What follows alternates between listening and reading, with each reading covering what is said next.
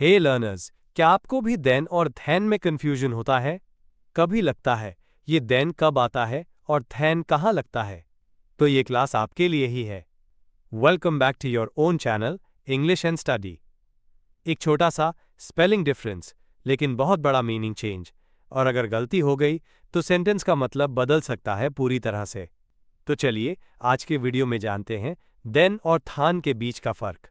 साथ में मिलेंगे super easy tricks, fun examples. तो बिना देरी के वीडियो शुरू करते हैं। तो पहले देखते हैं THEN वाला देन। अगर वो नहीं आया तो हम क्या करें? पहले पढ़ाई करो तो खेलना मिलेगा। ये सब कंडीशनल सेंटेंसेस है, तो ऐसे वाक्यों में तो के लिए इंग्लिश में देन का यूज होता है। जैसे अगर वो नहीं आया तो हम क्या करें? तो सबसे पहले लिखेंगे अगर वो नहीं आया, जो कि पास्ट इंडेफिनिट टेंस है, तो इसकी इंग्लिश होगी इफ ही डिड नॉट कम। इसके बाद लिखेंगे तो की इंग्लिश देन। अब लिखेंगे हम क्या करें की English what should we do. तो पूरे वाक्य की इंग्लिश होगी if he did not come then what should we do. पहले पढ़ाई करो तो खेलना मिलेगा। तो सबसे पहले लिखेंगे पहले पढ़ाई करो कि इंग्लिश स्टडी फर्स्ट। इसके बाद लिखेंगे तो खेलना मिलेगा कि English then you will be allowed to play. तो पूरे वाक्य की इंग्लिश होगी study first then you will be allowed to play. अब देखते हैं नेक्स्ट। मैं उठता हूं फिर नहाता हूं, खाना खाया फिर टहलने चला गया। इन सब वाक्य में फिर वाक्य आया है, इसके लिए इंग्लिश में देन का यूज किया जाता है। जैसे मैं उठता हूं फिर नहाता हूं। यह वाक्य प्रेजेंट इंडेफिनिट टेंस है, तो सबसे पहले लिखेंगे मैं की इंग्लिश आई। इसके बाद लिखेंगे उठता की इंग्लिश वेक अप। इसके बाद लिखेंगे फिर की इंग्लिश देन। इसके बाद लिखेंगे नहाता हूं की English I take a bath. तो पूरे वाक्य की इंग्लिश होगी I wake up then I take a bath. खाना खाया फिर टहलने चला गया।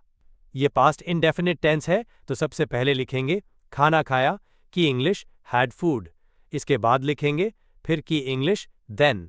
इसके बाद लिखेंगे टहलने चला गया की English went for a walk. तो पूरे वाक्य की इंग्लिश होगी had food then went for a walk.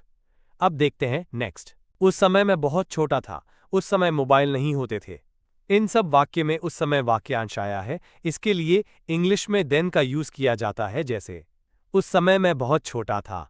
ये पास्ट सिंपल वाक्य है, तो सबसे पहले लिखेंगे मैं की इंग्लिश आई। इसके बाद लिखेंगे था की इंग्लिश वॉज। इसके बाद लिखेंगे बहुत छोटा की इंग्लिश वेरी यंग। इसके बाद लिखेंगे उस समय की इंग्लिश देन। तो पूरे वाक्य की इंग्लिश होगी I was very young then. उस समय मोबाइल नहीं होते थे। ये पास्ट टेंस का वाक्य है, तो सबसे पहले लिखेंगे मोबाइल नहीं होते थे की English there were no mobiles. इसके बाद लिखेंगे उस समय की इंग्लिश देन। तो पूरे वाक्य की इंग्लिश होगी there were no mobiles then. अब देखते हैं नेक्स्ट। पहले खेला बाद में पढ़ाई की, वो रोने लगी बाद में चुप हुई। इन सब वाक्य में बाद में वाक्यांश आया है, इसके लिए इंग्लिश में देन का यूज होता है। जैसे पहले खेला बाद में पढ़ाई की। ये पास्ट टेंस है, तो सबसे पहले लिखेंगे पहले खेला की इंग्लिश प्लेड फर्स्ट। इसके बाद लिखेंगे बाद में की इंग्लिश देन। अब लिखेंगे पढ़ाई की इंग्लिश, तो पूरे वाक्य की इंग्लिश होगी प्लेड फर्स्ट देन स्टडीड। वो रोने लगी बाद में चुप हुई। तो सबसे पहले लिखेंगे वह की इंग्लिश शी। इसके बाद लिखेंगे रोने लगी की इंग्लिश स्टार्ट क्राइंग। अब लिखेंगे बाद में की इंग्लिश देन। इसके बाद लिखेंगे चुप हुई की इंग्लिश काम डाउन। तो पूरे वाक्य की इंग्लिश होगी she started crying then calm down. अब देखते हैं नेक्स्ट। अब आता है THAN वाला दैन। वो मुझसे लंबा है। मेरा घर तुम्हारे घर से बड़ा है। इन वाक्यों में से शब्द आया है, इसके लिए इंग्लिश में दैन का यूज होता है। जैसे वो मुझसे लंबा है। ये प्रेजेंट सिंपल टेंस का सेंटेंस है, तो सबसे पहले लिखेंगे वो की इंग्लिश ही। इसके बाद लिखेंगे है के लिए इज। इसके बाद लिखेंगे लंबा की इंग्लिश टॉलर। इसके बाद लिखेंगे से की इंग्लिश दैन। इसके बाद लिखेंगे मुझे की इंग्लिश मी। तो पूरे वाक्य की इंग्लिश होगी he is taller than me. मेरा घर तुम्हारे घर से बड़ा है। तो सबसे पहले लिखेंगे मेरा घर की इंग्लिश माई हाउस। इसके बाद लिखेंगे है की इंग्लिश इज। इसके बाद लिखेंगे बड़ा की इंग्लिश बिगर। इसके बाद लिखेंगे से की इंग्लिश दैन। इसके बाद लिखेंगे तुम्हारे घर की इंग्लिश योर्स। तो पूरे वाक्य की इंग्लिश होगी my house is bigger than yours. अब देखते हैं नेक्स्ट। मैं बस लेने की बजाय पैदल चलना पसंद करूंगा। वो कॉफी की बजाय चाय पीना पसंद करेगी। इन सब वाक्य में की बजाय वाक्यांश आया है, इसके लिए इंग्लिश में दान का यूज होता है। जैसे मैं बस लेने की बजाय पैदल चलना पसंद करूंगा। तो सबसे पहले लिखेंगे मैं की इंग्लिश आई के बाद लिखेंगे पसंद करूंगा की इंग्लिश वुड रादर। इसके बाद चलना की इंग्लिश वॉक। इसके बाद लिखेंगे की बजाय की इंग्लिश दैन। इसके बाद लिखेंगे बस लेने की इंग्लिश टेक अ बस। तो पूरे वाक्य की इंग्लिश होगी I would rather walk than take a bus. वो कॉफी की बजाय चाय पीना पसंद करेगी। तो सबसे पहले लिखेंगे वो की इंग्लिश शी। इसके बाद लिखेंगे पसंद करेगी की इंग्लिश वुड रादर। इसके बाद लिखेंगे चाय पीना की इंग्लिश ड्रिंक टी। इसके बाद लिखेंगे की बजाय की इंग्लिश दैन। अब लिखेंगे कॉफी की इंग्लिश कॉफी। तो पूरे वाक्य की इंग्लिश होगी she would rather drink tea then coffee. अब देखते हैं नेक्स्ट। वो कोई और नहीं बल्कि मेरा भाई है। वो कोई और नहीं बल्कि मोहन था। ऐसे वाक्यों में बल्कि के लिए दान का यूज होता है। जैसे वो कोई और नहीं बल्कि मेरा भाई है। ये प्रेजेंट सिंपल का वाक्य है। तो सबसे पहले लिखेंगे वो की इंग्लिश ही। इसके बाद लिखेंगे है की इंग्लिश इज। इसके बाद लिखेंगे कोई और नहीं की इंग्लिश नन अदर। इसके बाद लिखेंगे बल्कि की इंग्लिश दैन। इसके बाद लिखेंगे मेरा भाई की इंग्लिश माई ब्रदर। तो पूरे वाक्य की इंग्लिश होगी he is none other than my brother. वो कोई और नहीं बल्कि मोहन था। ये पास्ट सिंपल का सेंटेंस है। तो सबसे पहले लिखेंगे वो की इंग्लिश ही।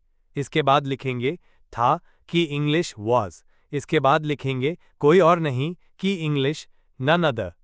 अब लिखेंगे बल्कि की इंग्लिश धान। इसके बाद लिखेंगे मोहन। तो पूरे वाक्य की इंग्लिश होगी he was none other then Mohan. अब देखते हैं नेक्स्ट। वो जैसे ही पहुंचा बारिश शुरू हो गई। मैं जैसे ही बैठा फोन बज गया। ऐसे वाक्यों में भी इंग्लिश सेंटेंसेस में दान का यूज होता है। जैसे वो जैसे ही पहुंचा बारिश शुरू हो गई। ये पास्ट सेंटेंस है। तो सबसे पहले लिखेंगे जैसे ही की इंग्लिश नो सूनर। इसके बाद लिखेंगे हेल्पिंग वर्ब हैड। इसके बाद लिखेंगे वो की इंग्लिश ही।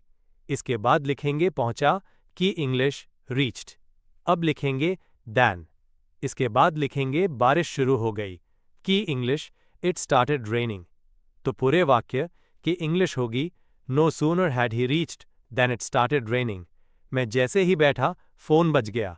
ये पास्ट टेंस है। तो सबसे पहले लिखेंगे जैसे ही की इंग्लिश नो सूनर।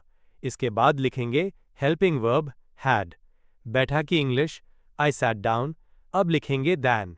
इसके बाद लिखेंगे फोन बज गया की इंग्लिश द फोन रैंग। तो पूरे वाक्य की इंग्लिश होगी no sooner had I sat down then the phone rang. इस प्रकार हम और भी कई ऐसे वाक्यों को इंग्लिश में बना सकते हैं। वो कोई और नहीं बल्कि राम है। इसकी इंग्लिश कमेंट बॉक्स में बनाइए। खोलना के वीडियो के लिंक इस वीडियो के डिस्क्रिप्शन बॉक्स में है। ये वीडियो खत्म होने के बाद खोलना का वीडियो जरूर देखना।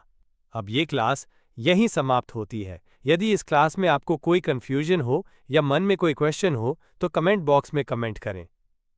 Please like, subscribe and share.